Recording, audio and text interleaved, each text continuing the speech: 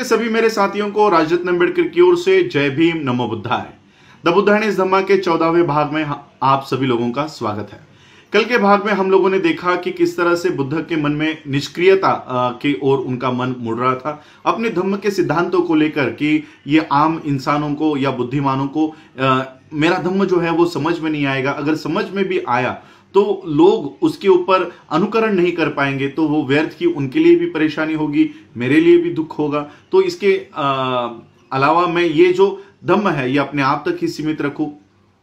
ये सारे विचार बुद्ध के मन में चल रहे थे। इसका ज्ञान सहमपति को हुआ। सहमपति ने अपना प्रदेश छोड़ा, बुद्ध के यहाँ आए, बुद्ध को समझाया कि पूरा विश्व जो है वो विनाश की ओर चल रहा है, और अगर इन हालातों में बुद्ध ने अपने सिद्धांतों की देशना अगर लोगों में जाकर नहीं की तो पूरी मानव जाति ये विनाश को प्राप्त हो जाएगी। और फिर बुद्ध को लगा कि हाँ, ये सही है कि पूरा विश्व जो है ये दुख से भरा पड़ा है, और मैंने जो प्रवज्ञा ली थी वो इसलिए ली थी कि दुख का जो मार्ग है, दुख के निराकरण का जो मार्ग है वो ढूंढा जाए और वो लोगों को बताया जाए। इस हालात में हाथ पर हाथ धरे बैठने के बजाय विश्व में जाओ और विश्व को एक बेहतर जगह बनाने की आवश्यकता है, ये बुद्ध ने पहचाना और अपने धम्म की देशना करने के लिए वो संकल्पित हुए। बुद्ध ने अपने धम्म की योजना बनाई, एक उपासक इनके लिए और एक भिक्खु इनके लिए, और ये सारी योजना बनाकर वो अपने धम्म की देशना, अपने सिद्धांतों की शिक्षा देने के लिए वो संकल्पित हुए। अब देखते हैं आगे। बुद्ध जब अपने धम्म की देशना देने के लिए, अपने सिद्धांतों की शिक्षा देने के लिए जब उन्होंने ठान लिया, तब उनके मन में सबसे पहला ख्याल आया आलार कालम के बारे में। उन्होंने सोचा कि क्यों ना अपने सिद्धांत सबसे पहले आलार कालम इनको बताए जाए, इनको शिक्षा दी जाए उन सिद्धांतों के बारे में, क्योंकि आलार कालम ये बुद्धिमानी थे, आलार कालम ये मलिनता से दूर थे। तो सबसे पहले बुद्ध के मन में आलार कालम के बारे में ख्याल आया। लेकिन आलार कालम इनकी मृत्यु हो चुकी थी, तो बुद्ध ने उद्दक रामपुत्र के बारे में सोचा कि क्यों ना इनके पास जाकर अपने सिद्धांतों की शिक्षा इनको दी जाए। लेकिन उद्दक रामपुत्र की भी मृत्यु हो चुकी थी। फिर बुद्ध के मन में ख्याल आया उन 5 परिव्राजकों का जो निरंजना तट पर बुद्ध जब तपश्चर्या मार्ग का प्रशिक्षण कर रहे थे, तब सिद्धार्थ गौतम जब तपश्चर्या मार्ग का प्रशिक्षण कर रहे थे, तब इन 5 परिव्राजकों ने सिद्धार्थ गौतम की बहुत सेवा की थी। तब बुद्ध के मन में ख्याल आया कि क्यों ना इनके पास जाकर अपने धम्म की देशना, अपने सिद्धांतों की शिक्षा क्यों ना इनको दी जाए। तो ये कहाँ रह रहे हैं, इनकी इसकी सारी जानकारी प्राप्त करने के बाद बुद्ध को पता चला कि ये 5 परिव्राजक सारनाथ में इसी पतना वन में रुके हुए हैं। और फिर बुद्ध ये सारनाथ की ओर चले, और जब बुद्ध सारनाथ में पहुंचे तब दूर से ही इन 5 परिव्राजकों ने देखा कि बुद्ध आ रहे हैं, और सभी लोगों ने आपस में ये निश्चय किया, निर्णय लिया कि कोई भी बुद्ध का स्वागत नहीं करेगा, कोई भी उठ के उनको प्रणाम नहीं करेगा, आदर नहीं देगा। और एक परिव्राजक ने उठकर कहा कि वो देखो, वो ही श्रमण गौतम चले आ रहे हैं जिन्होंने तपश्चर्या मार्ग का त्याग किया था और भोग विलास की जिंदगी जीने के लिए वो चले गए थे। इन्होंने बहुत बड़ा दुष्कर्म किया है, पाप किया है, और इसलिए हम कोई भी इनका स्वागत नहीं करेंगे, इनका चिवर नहीं संभालेंगे, इनका भिक्षा पात्र नहीं लेंगे, और किसी भी तरह का आदर इनको नहीं देंगे। इस तरह का निर्णय 5 परिव्राजकों ने अपने आप में वो निर्णय लिया। और जब बुद्ध इनके नजदीक आए तो कोई भी अपने निर्णय पर ठाम नहीं रह पाया। बुद्ध के व्यक्तिमत्व को देखते हुए सभी लोग, सभी 5 परिव्राजक वो अपने जगह पर उठकर खड़े हुए। किसी ने बुद्ध का चिवर संभाला, किसी ने भिक्षा पात्र लिया, कोई दौड़ते हुए पानी लेकर आया और उनके चरण साफ किए। और इस तरह से एक अनचाहे मेहमान का एक महान स्वागत यहाँ पर इन 5 परिव्राजकों ने किया। जो 5 परिव्राजक बुद्ध का उपहास करना चाहते थे वो बुद्ध के उपासक बन गए। इस तरह का एक स्वागत बुद्ध का सारनाथ में हुआ। ये स्वागत होने के बाद इन 5 परिव्राजकों ने बुद्ध की खुशहाली पूछी, बुद्ध ने इनकी खुशहाली पूछी।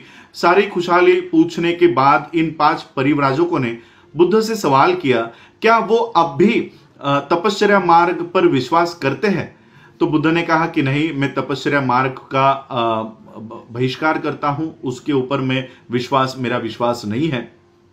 बुद्ध ने बताया कि जीवन जो है ये दो सिरों जैसा है, यानी एक किसी धागे के दो सिर होते हैं। तो उसी तरह से एक जीवन मार्ग कहता है कि वो एक जीवन मार्ग ऐसा है जो विषय आसक्त है, काम भोगों में आसक्त है, और दूसरा सिरा जो है वो आत्मक्लेश का है।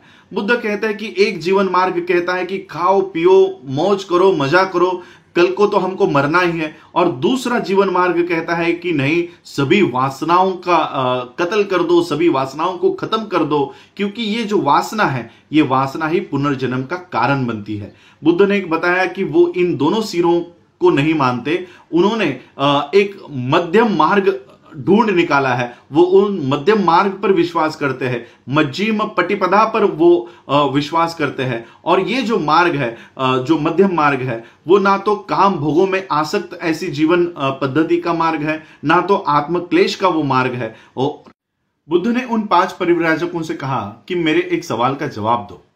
अगर ये आत्मक्लेश का जीवन आपके मन में से सांसारिक, वैश्विक और इस स्वर्गीय काम इच्छा की भावना से, विषय आसक्त की भावना से अगर आपके मन को मुक्त नहीं कर पाते, इन काम अग्नि को शांत नहीं कर पाते, तो क्या यह आत्मक्लेश का जीवन व्यर्थ नहीं है? उन परिव्राजकों ने कहा यह तो ऐसे ही है। बुद्ध ने पूछा, अगर ये आत्मक्लेश का जीवन आपके काम तृष्णा के अग्नि को अगर शांत नहीं कर सकता, तो ये दरिद्र जीवन क्यों हम लोग अपनाते हैं? ये दरिद्र जीवन हम लोगों को काम क्लेश का, आत्मक्लेश का ये जीवन ये त्यागना चाहिए। और फिर बुद्ध ने बताया कि जब तक आप अपने आप पर विजय नहीं पाते, अपने मन पर अगर विजय नहीं पाते, तब तक ये वैश्विक और स्वर्गीय भावना आप लोगों में बनी रहेगी। और इसलिए सबसे जरूरी है कि अपने आप पर विजय पाना। जब आप अपने आप पर विजय पा लोगे, तब इस तरह की जो भावना है, ये वैश्विक और स्वर्गीय भावना, ये खत्म हो जाएंगी। और जिस दिन ये सारी भावना खत्म हो जाएगी, जो भी आपकी नैसर्गिक आवश्यकता है, उसकी पूर्ति होने के बावजूद भी आप मलिनता से दूर रहोगे, और आपको उतना ही खाना पीना चाहिए जितना आपके शरीर को जरूरत है। इस तरह से बुद्ध ने अपने इस आत्मक्लेश के जीवन के बारे में इन 5 परिवर्तन। बुद्ध ने बताया कि सभी तरह की जो विषय आसक्ति होती है, ये इंसान को कमजोर बनाती है, और विषय में आसक्त इंसान जो होता है ये वासनाओं का गुलाम होता है, और इसलिए काम भोगों की इच्छा करना ये एक इंसान को नीच और अभद्र बना देती है। लेकिन वहीं पर बुद्ध कहते हैं कि शरीर की जो स्वाभाविक जरूरतें हैं उसको पूरा करना ये कोई बुरा कर्म नहीं है। ये हर एक इंसान का कर्तव्य है कि वो अपने शरीर को अच्छी निगाह उसकी रखे। एक सुदृढ़ शरीर में ही एक अच्छा मन वहां पर वास करता है, और अच्छे मन में ही जो विजडम होता है, जो प्रज्ञा होती है, उसका दिया उसमें ही प्रज्वलित होता है। इस तरह से बुद्ध ने अपने उन परिव्राजकों को कहा, उन परिव्राजकों को बताया कि एक तरफ एक ऐसा जीवन है जो विषय आसक्त में लीन होने के लिए कहता है, काम वासना में तृप्त होने के लिए कहता है। एक ऐसा जीवन मार्ग है जो खाओ पियो मजा करो इस तरह का संदेश देता है, और दूसरी तरफ एक ऐसा जीवन है जो खुद को तकलीफ देने वाला, जो आत्मक्लेश का जीवन है। इस तरह के दोनों जीवनों का संक्षिप्त में उन्होंने इन परिव्राजकों को उन दोनों जीवनों की व्याख्या करके वहां पर बताई। बुद्ध ने उन 5 परिव्राजकों को बताया कि इन 2 सिरों के अलावा एक नया मध्यम मार्ग है, और उस मध्यम मार्ग का ही प्रवचन, उस मध्यम मार्ग की ही देशना, उस मध्यम मार्ग का ही प्रचार बुद्ध करते हैं। उन 5 परिव्राजकों ने बुद्ध की सारी बातों को ध्यानपूर्वक सुना। मध्यम मार्ग के बारे में कुछ वो जानते नहीं थे, इसलिए मध्यम मार्ग के ऊपर वो कुछ बोल नहीं पाए। इसलिए उन्होंने बुद्ध से सवाल किया कि आप हमको जब छोड़कर चले गए तब आप कहां गए, आपने क्या क्या किया, ये आप हमें बताइए।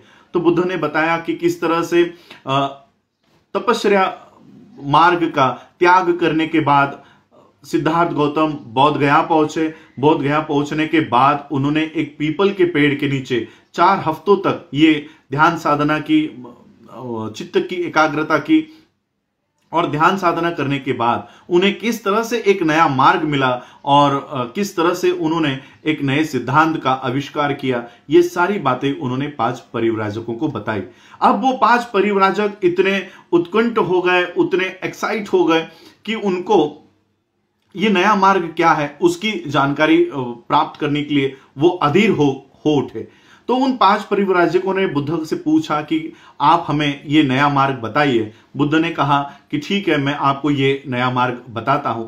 बुद्ध ने बताया कि ये जो नया मार्ग है, ये जो नया सिद्धांत है, उसको बुद्ध धम्म कहते हैं। और ये जो धम्म है, ये इस धम्म का भगवान से और आत्मा से कोई लेना देना नहीं है। किसी भी कर्मकांड से, किसी भी तरह के रिचुअल से, किसी भी तरह के धार्मिक विधियों से इस धम्म का कोई लेना देना नहीं है। और ये बुद्ध के धम्म का पहला सिद्धांत है। बुद्ध ने बताया कि बुद्ध के धम्म का केंद्र बिंदु ये केवल और केवल माइंड है, मन है, और केवल यही बुद्ध के धम्म का केंद्र बिंदु है।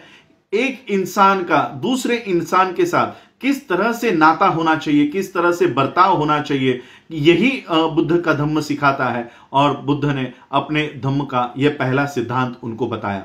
बुद्ध के धम्म का दूसरा सिद्धांत उन्होंने बताया कि विश्व में दुख है, इस बात को मानना, ये उनके सिद्धांत का, उनके धम्म का ये दूसरा सिद्धांत है कि विश्व में दुख है, इसकी स्वीकृति करना, इसको पहचानना, इसको रिकॉग्नाइज करना कि ये उनके धम्म का दूसरा सिद्धांत है। और उस दुख से मानव जाति को दूर करने, मानव जाति को बाहर निकालने के लिए, इस दुख का निराकरण करने के लिए एक नया मार्ग ढूंढ निकालना, एक धम्म ढूंढ निकालना, यही उनके धम्म का दूसरा सिद्धांत है। उन्होंने बताया कि धम्म का एकमात्र उद्देश्य है, वो यही है कि दुख को किस तरह से दूर किया जाए, यही उनके धम्म की नींव है। और किसी भी धर्म को अगर धर्म कहना है, तो जब तक वो किसी के दुख को दूर नहीं करता, तब तक ऐसे धर्म को धर्म नहीं कहा जा सकता। बुद्ध ने बताया कि जो श्रमण और जो ब्राह्मण इस बात पे अगर विश्वास नहीं करता है, तो वो उनके दृष्टि से वो श्रमण नहीं है, वो ब्राह्मण नहीं है। अगर कोई ब्राह्मण दुख दूर करने के बारे में नहीं कहता, वो ऐसे धर्म का प्रचार नहीं करता, तो ऐसे श्रमण को, ऐसे ब्राह्मण को ब्राह्मण नहीं मानना चाहिए। उन 5 परिव्राजकों ने बुद्ध से पूछा, अगर आपके धम्म का सिद्धांत ये दुख के अस्तित्व का स्वीकार करना है और दुख को दूर करना है, तो क्या आपका जो धम्म है, ये धम्म लोगों के जो दुख है उसको दूर करता है?